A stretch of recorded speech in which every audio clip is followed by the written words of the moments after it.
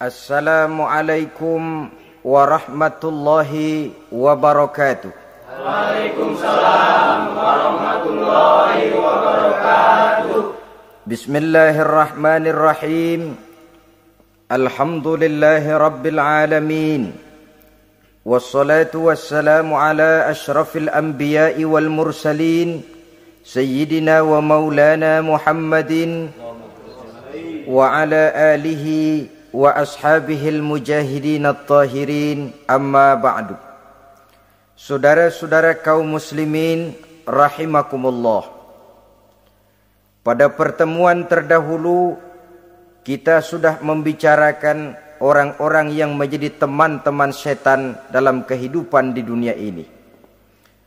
Maka pada pertemuan kali ini kita akan membicarakan tentang siapa yang menjadi musuh-musuh setan di dalam kehidupan.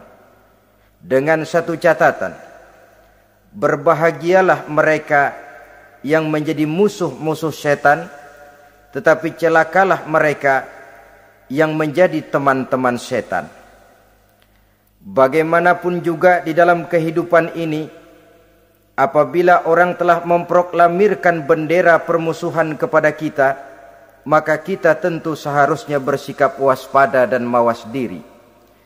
Demikian juga iblis dan seluruh bala tentaranya yang terdiri daripada setan-setan. Mereka telah mengibarkan bendera permusuhan kepada Nabi Adam dan anak cucunya, kepada kita umat Rasulullah sallallahu alaihi wasallam.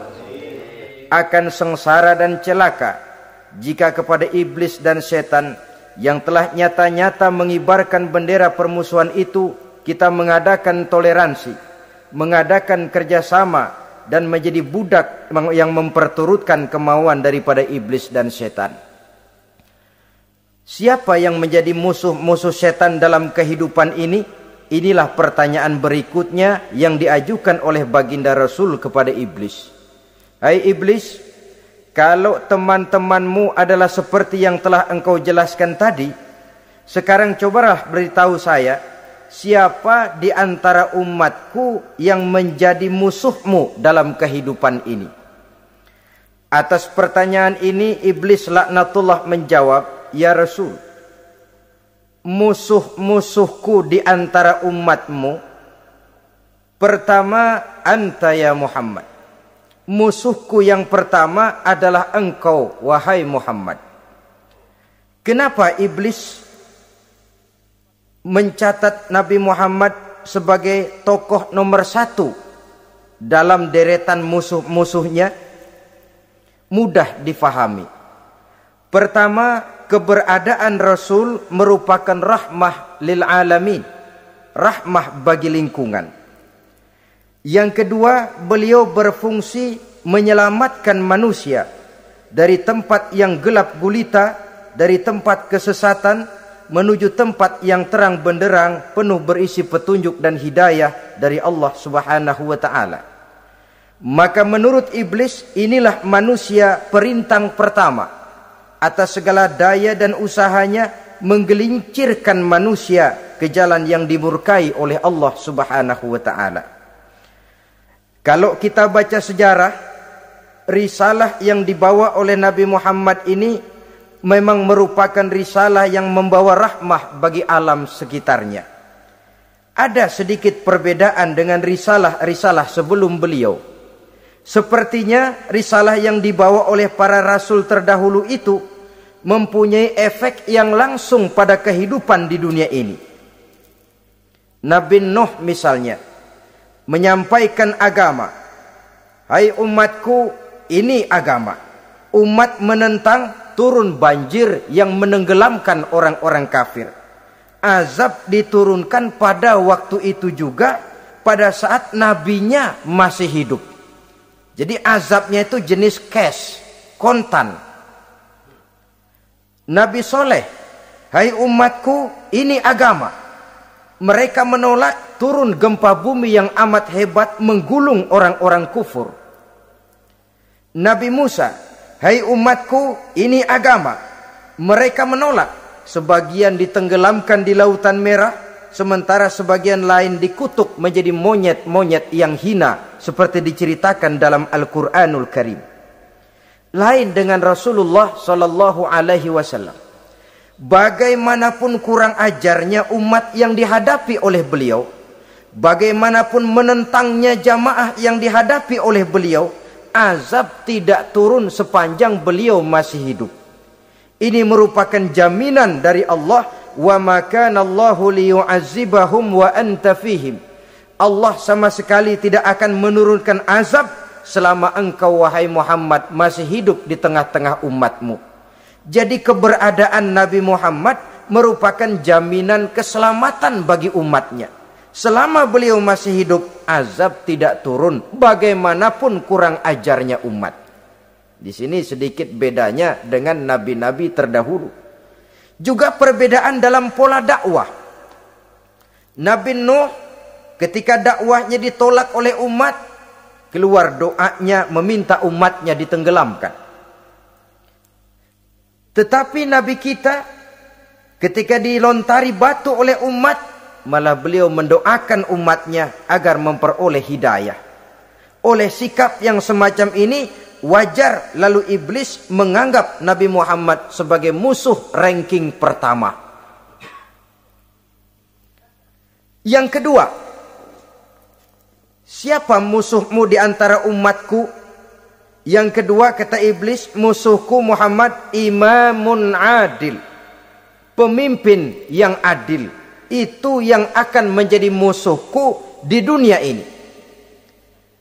Putus asa iblis menghadapi pemimpin yang adil. Tipu dayanya tidak terkena. Segala tingkah polanya tidak diperturutkan. Imam yang adil, pemimpin yang adil merupakan musuh daripada iblis laknatullah alaih.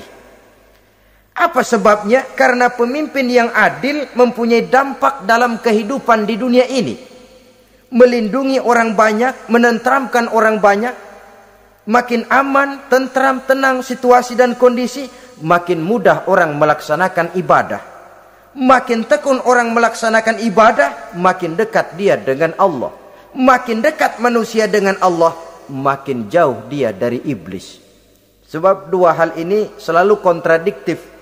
Jika kita jauh dari Allah, tentu dekat dengan iblis. Jika kita jauh dari iblis, harus dekat tentu dengan Allah. Dan begitu selanjutnya. Dalam kaitannya dengan kehidupan kita sekarang, saudara-saudara, disinilah perlunya mempersiapkan manusia. Membangun manusia itu jauh lebih sulit daripada membangun jembatan. Membangun manusia itu lebih sulit daripada membangun gedung-gedung bertingkat. Termasuk membangun dan mempersiapkan calon-calon pemimpin yang adil di masa yang akan datang. Membangun jembatan penting. Tapi lebih penting daripada membangun jembatan adalah membangun manusia yang bikin jembatan. Sebab kalau manusia yang bikin jembatan tidak dibangun lebih dahulu, saya khawatir jembatannya nanti habis dimakan oleh yang bangun jembatan. Mengaspal jalan raya penting. Lebih penting dari mengaspal jalan raya, membangun manusia yang mengaspal jalan itu. Sebab kalau manusia yang mengaspal jalan bermental rusak dan bejat, saya khawatir jalan belum selesai, aspalnya habis dimakan oleh yang ngaspal. Inilah pentingnya membangun manusia pembangunan. Semua tugas-tugas besar, semua pekerjaan-pekerjaan yang baik harus berangkat dari niat yang baik, berangkat dari hati yang bersih. Siapapun adanya kita, apapun profesi kita. Yang jadi kiai, marilah berangkat dari niat yang bersih. Yang jadi mubalik, marilah berangkat dari niat yang bersih. Niatnya itu mau menghidupkan Islam atau mau cari hidup jual Islam. Kalau mau menghidupkan Islam, mari sama-sama kita berjuang. Tapi kalau mau cari hidup untuk dengan menjual Islam, minggir saja daripada nanti bikin malu. Yang mengurus masjid, mari berangkat dari niat yang bersih. ngurus masjid itu niatnya mau menghidupkan masjid atau mau cari hidup di dalam masjid. Kalau mau menghidupkan masjid, mari. Tapi kalau mau mencari hidup di dalam masjid, tolong minggir saja daripada nanti bikin aib. Yang jadi orang alim, mari berangkat dari niat yang bersih. Jangan memperjualbelikan fatwa, yang halal dikatakan haram, yang haram jadi samar-samar, nanti membingungkan umat. Berangkat dari niat yang bersih, membangun manusia, pembangunan. Ini barangkali istilah yang lebih kena. Saudara-saudara kaum muslimin rahimakumullah. Setiap kita pada hakikatnya punya bakat. Secara fitrah yang kita bawa. Bakat apapun kita ini punya. Saudara punya bakat jadi pemimpin, saudara pun punya bakat jadi pengkhianat. Saudara punya bakat jadi orang soleh, saudara juga punya bakat jadi orang salah.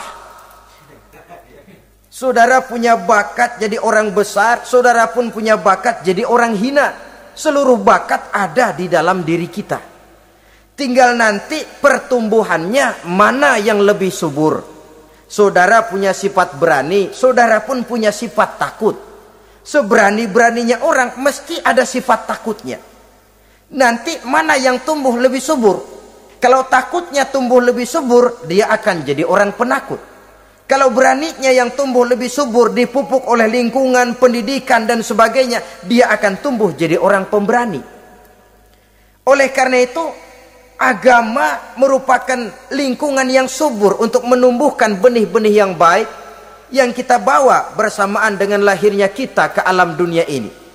Setiap kita, saya, saudara, punya bakat jadi pemimpin, punya bakat jadi pengkhianat, punya bakat jadi pengabdi, punya bakat jadi koruptor, punya bakat jadi pemelihara, punya bakat jadi perusak. Tinggal nanti lingkungan, pendidikan yang menumbuhkan mana yang tumbuh lebih subur.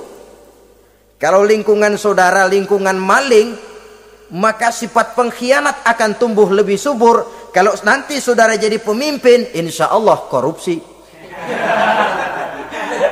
Lingkungan yang menumbuhkan sifat mengabdi, sifat berbuat tanpa pamrih, dikalahkan oleh sifat pengkhianat dan korupsi itu yang dibentuk oleh lingkungan, pendidikan, pengalaman dan sebagainya. Oleh karena itu, secara dini agama menanamkan, menyuburkan fitrah-fitrah yang baik yang kita bawa bersamaan dengan hadirnya kita dalam kehidupan ini. Sebab itu seorang penyair bernama Syauqi mengatakan dalam sebaik syairnya, waladatka ummuka ya ibna adam bakian wan nasu haulaka yadhakuna surura. Hai manusia, pada saat kamu dilahirkan kamu menangis dan orang lain di sekelilingmu ketawa. Kakek senyum dapat cucu baru, paman gembira dapat keponakan baru, sementara kita yang lahir menangis. Betul apa benar? Apa ada saudara yang begitu dilahirkan terus nyengir? Saya kira kabur dukunnya itu. Setiap kamu hai manusia lahir dalam keadaan menangis, orang sekelilingmu tertawa. Karena itu katakan kepada mereka yang senyum di sekelilingmu, hai manusia, pada saat saya dilahirkan saya menangis dan kamu semua tertawa. Baik manusia.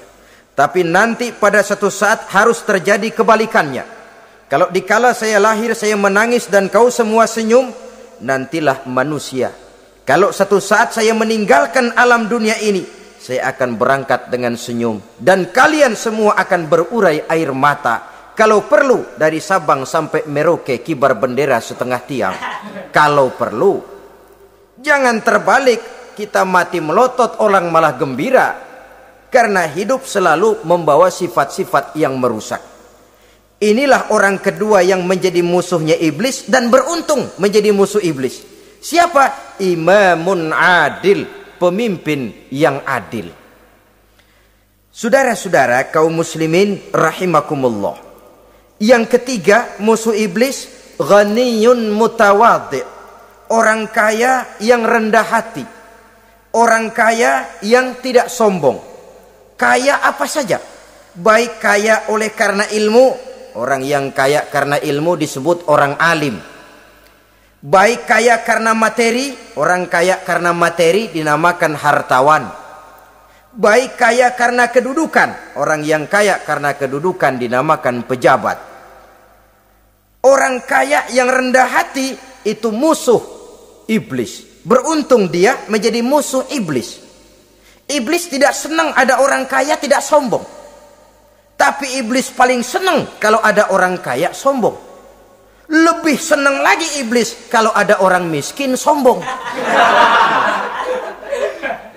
Masya Allah. Orang kaya sombong, walaupun iblis senang, orang masih bilang pantas saja dia sombong, kaya apaan aja punya. Udah miskin sombong, kira-kira yang disombongin apaan? Dalam segala bentuknya sombong ini Allah tidak senang. Tapi iblis senang. Kenapa? Karena sponsor sombong iblis. Kan yang pertama kali sombong iblis toh. Ketika disuruh sujud kepada Nabi Adam, dia nggak mau. Ini kesombongan pertama yang terjadi dalam sejarah. Ketika ditanya kenapa kau tidak mau sujud iblis? Ah, saya kan dibikin dari api, Adam dari tanah. I am the best. Saya lebih hebat daripada iblis, daripada Adam.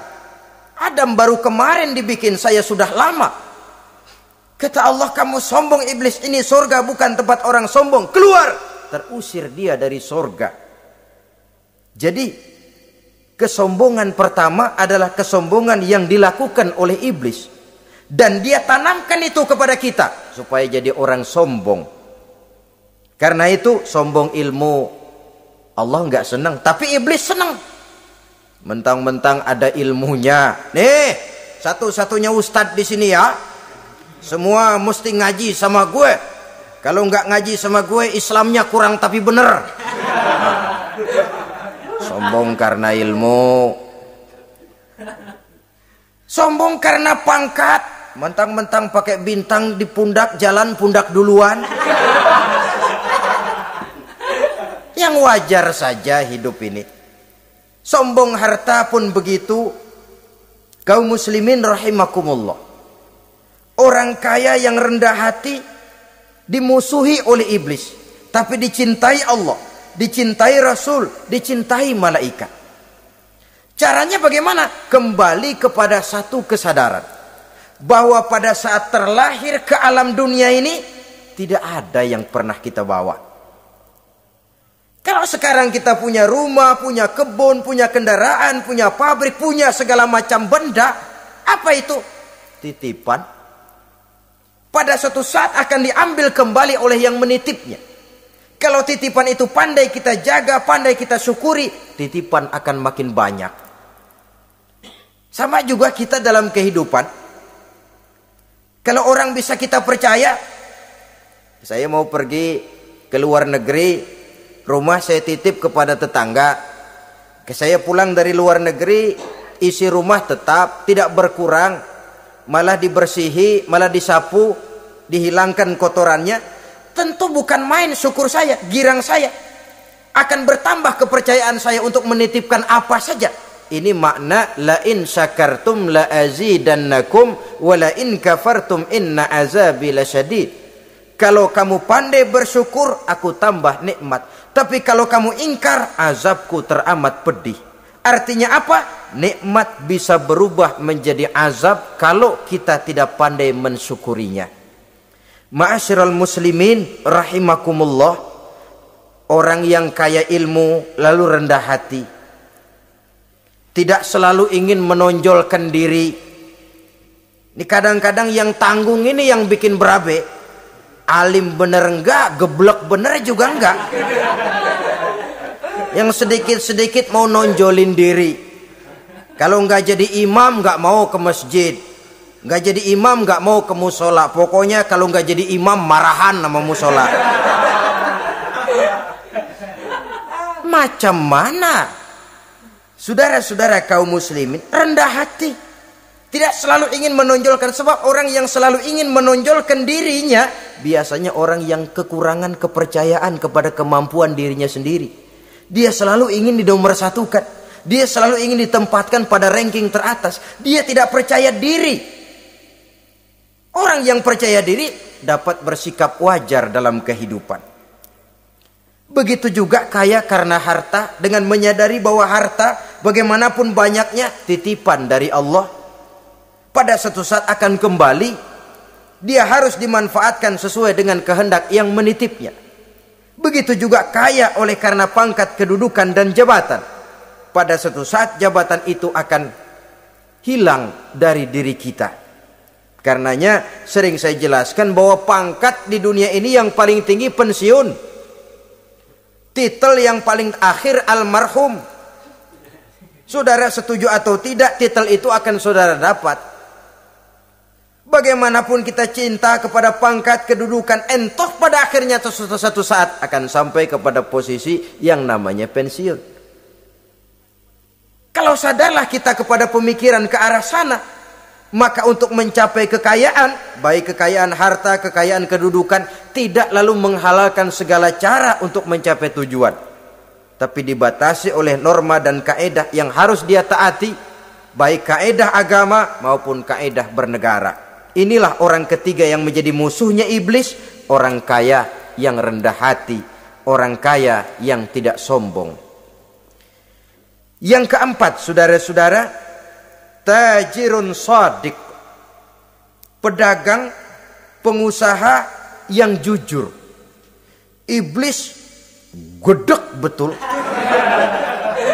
benci bukan main sama pengusaha, sama pedagang yang jujur, yang tidak ngurangi timbangan, tidak nipu pembeli, tidak barang yang jelek dibilang bagus, atau yang bagus di atas yang jelek di bawah, atau dicampur yang baik dengan yang jelek supaya kelihatan semuanya jadi baik.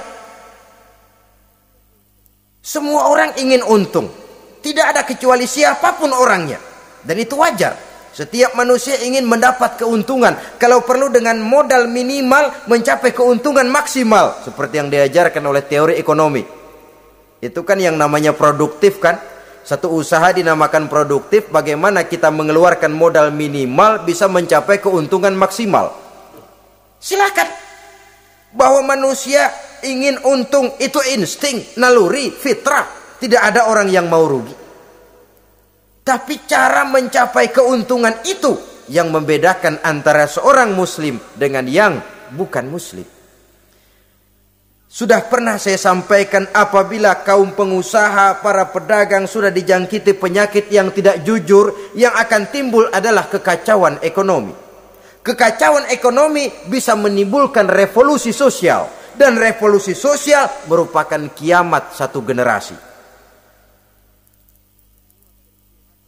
Semua kericuhan hampir bermuara dari perut, dan itu ekonomi. Orang nodong perut, orang korupsi perut. Ya walaupun korupsi kalau sudah kelas kakap tidak lagi sekedar urusan perut. Ya perut apa yang diurusin kalau korupsinya miliaran itu? Perut jin barangkali. Saudara-saudara kaum muslimin rahimakumullah. Oleh karena itu, pedagang yang jujur, pengusaha yang jujur, ini merupakan musuh iblis. Iblis tidak senang kalau ada pengusaha yang jujur. Iblis tidak senang kalau ada pedagang yang jujur. Tapi iblis akan tepuk tangan kalau pedagang sudah selingkuh, kalau pengusaha sudah nipu. Ada orang bilang, sekarang mah kalau jujur-jujur bener nggak makan apa-apa dong kita. Sebab katanya jangan lagi nyari yang halal, sekarang ini yang haram aja seret. Rupanya sering masang undian nggak pernah kena. Lalu bilang jangan yang halal, yang haram aja nggak kena-kena katanya. Sebenarnya bukan itu masalahnya, saudara-saudara. Bukan itu masalahnya. Masalahnya ialah bahwa kejujuran membawa keberkahan. Ini kalau kita berpikir dengan kacamata agama. Keberkahan merupakan sumber ketenangan. Dan ketenangan ini tidak bisa dibeli dengan materi yang bagaimanapun banyaknya. Walaupun kita punya percetakan duit, ketenangan itu nggak bisa dibeli. Jangankan cuma punya duit banyak, percetakan duit saudara punya, mau membeli ketenangan yang berasal dari keberkahan, sulit. Jadi kejujuran membawa keberkahan, keberkahan membawa ketenangan. Jangan macam dulu tukang sol sepatu. Ditanya oleh temannya, "Bang, ngesol satu hari dapat berapa?" 200 rupiah. Sembayang enggak? Enggak. Islam? Islam, kalau Islam mah. Kata temannya, "Sembayang dah, kali aja besok dapat rezeki lebih banyak." Yang benar, iya. Sebab kalau orang sholat itu Allah dekat, nanti rezekinya ditambah. Beneran? Bener. Subuh sembayang dia. Habis sembayang sarapan, berangkat ke tempat dia ngesol, mangkal. Dari pagi sampai jam 11 belum ada juga yang ngesol. Mulai bimbang hatinya. Katanya kalau sembayang rezeki tambah. Tadi sembayang subuh sampai gini hari belum ada yang ngesol. Cobaan kali, sabar. Datang sholat zohor. Habis zohor nunggu lagi, belum juga ada yang datang ngesol. Udah mau pulang hampir maghrib, baru datang satu orang dandanin sendal jepit putus.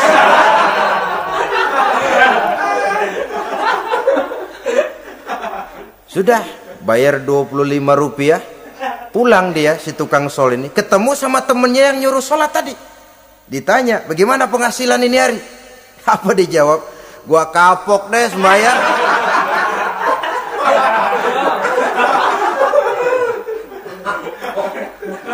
Kemarin nggak sembahyang dapat 200, sekarang begitu sembahyang jigo.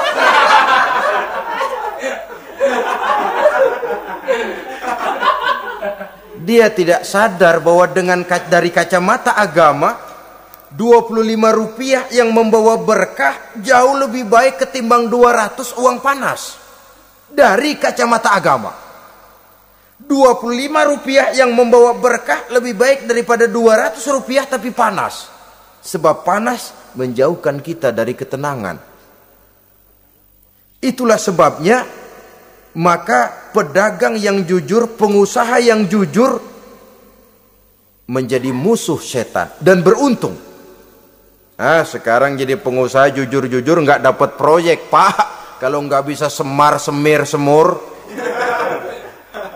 Padahal agama sudah menjelaskan ar-rashi wal murtashi finnar. Orang yang nyogok dan orang yang disogok dua-duanya neraka. Kenapa? Join termasuk ta'awanu 'alal ismi wal udwan. Bertolong-tolongan dalam berbuat dosa dan kesalahan. Kalau hadiah, lain hadiah. Kalau sedekah, lain sedekah. Tapi yang namanya semir, suap, ar-rashi wal murtashi finnar. Saudara-saudara kaum muslimin rahimakumullah. Jadi pedagang yang jujur, pengusaha yang jujur merupakan salah satu roda perekonomian. Kegoncangan ekonomi akan menimbulkan dampak sosial yang sangat luas dan kompleks. Yang pada giliran puncaknya, dampak paling negatifnya, dia sanggup menggerakkan terjadinya revolusi sosial.